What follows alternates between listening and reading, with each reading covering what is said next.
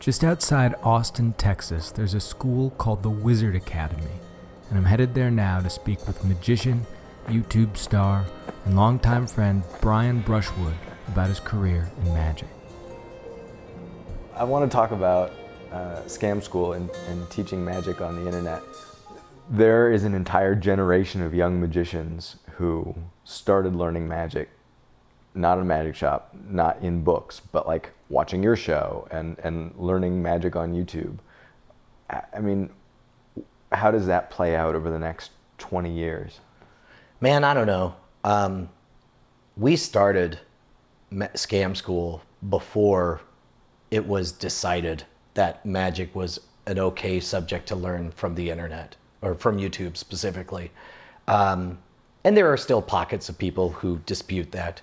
The other day I asked a question on Twitter. I said, hey, is there anyone out there who still feels like people who learn from YouTube aren't real magicians, whatever that means? And I was surprised at some of the folks who chimed in. We were like, yeah, but you're doing it for free. Just anyone can learn it. And it's like, of course, you could always get books at the library for free. My guess is you didn't buy your first magic kit. My guess is it was given to you for free as a gift by your parents. You didn't earn any of that. The way you earn the right to be called a magician is by investing the time, energy, and effort to learn the skills of the trade and to represent the craft well. I understand the abject fear. You're afraid when you stumble across a video on the internet that explains how a magic trick is done.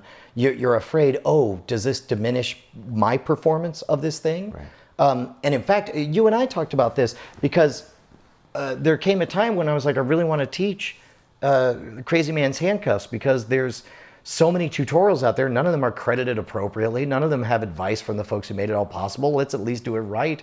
And so I reached out to Michael Amar, but I knew that that's one of your favorite, it's one of the best tricks ever. And I've seen you do it so much up close that I felt this need to be like, you know, is this gonna tweak our friendship here a bit? No, I mean, that's a great example, because like that piece, like I love that trick. And that's the second trick I ever learned.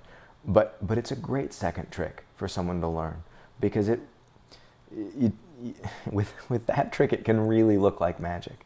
And here's where I stand on this right now.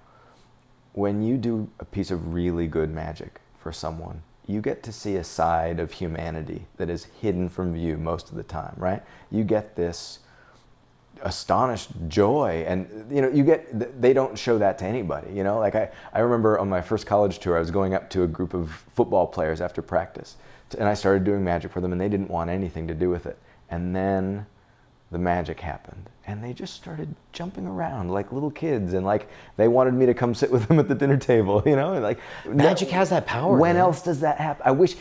So my point is, like, I wish everybody could have that experience. Like, as a magician, you learn that one of the best ways to become, like, to find wonder and astonishment yourself is to give it to other people.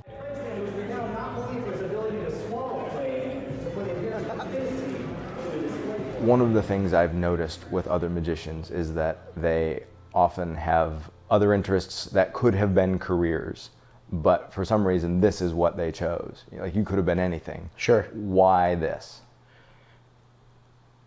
There was a time I was working a day job at Dell. I was doing high-end customer service, which in the world of working for the man was not a bad gig.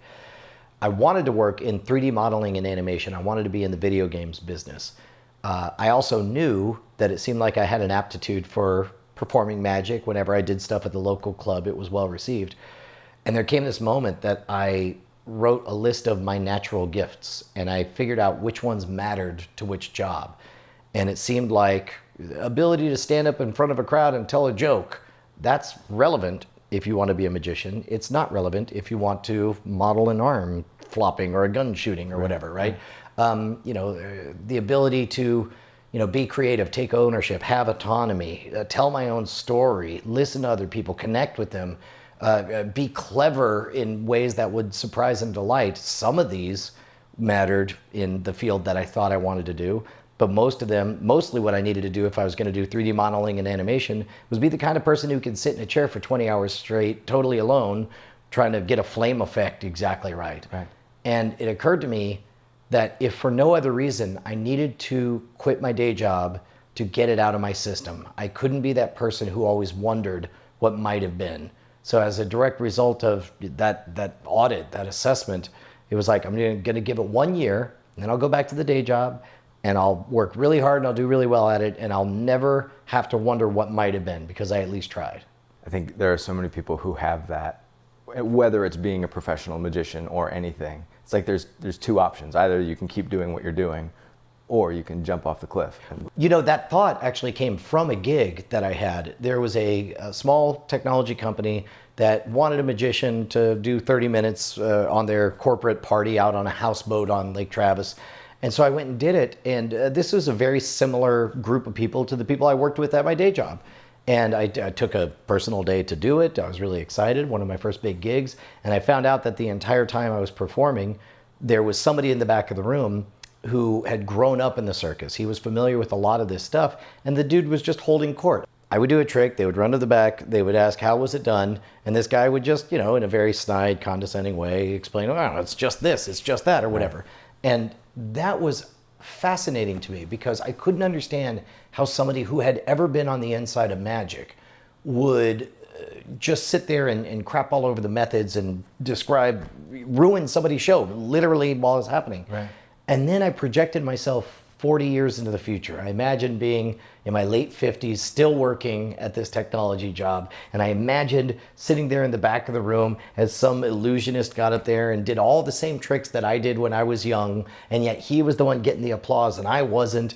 Right. And for a brief moment, I thought, oh, I understand how that jealousy could take over. I understand how you would just hunger to feel above whatever's happening in front of you. And I'm like, I don't ever want to be that. I don't ever want to be that guy who's wrapped in naked jealousy and gets the cheap thrill out of crapping on someone else's act. And so that's a big reason why I quit the day job.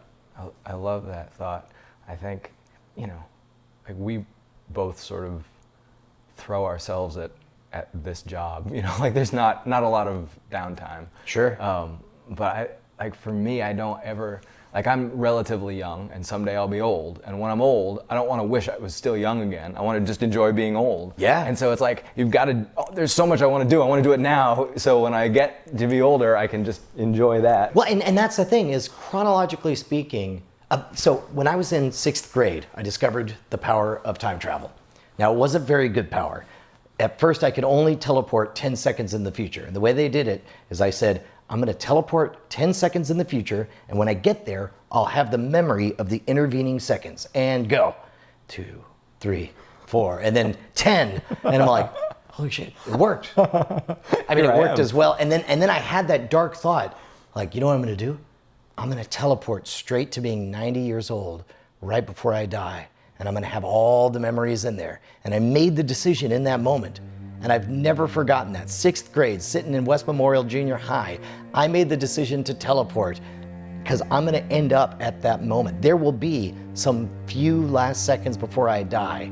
And in a rush, like Slaughterhouse 5, I'm going to look back and know the story of everything that happened in between.